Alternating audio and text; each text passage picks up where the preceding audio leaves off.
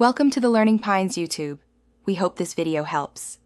In this video, I will show how to replace the battery in a 2016 Toyota Prius key fob.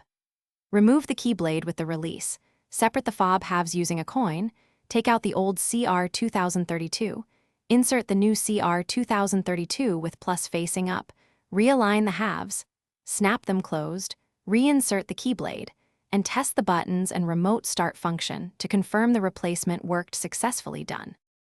Before you start, gather a coin, a small flat screwdriver, a new CR 2032 battery, and a soft cloth to protect the fob. Work on a clean surface under good light and keep small parts contained so they don't get lost. If you have a key cover, remove it first to access the case seam and avoid damage to the plastic while opening the fob. Also check the replacement battery orientation before closing. Start by removing the emergency key blade using the release tab, then separate the two fob halves with a coin at the seam.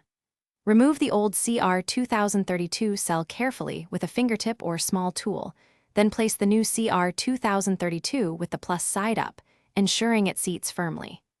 Reassemble the fob, press all buttons to test locking, unlocking, and remote start, and confirm proper operation. Thanks for watching. Consider subscribing if we helped you.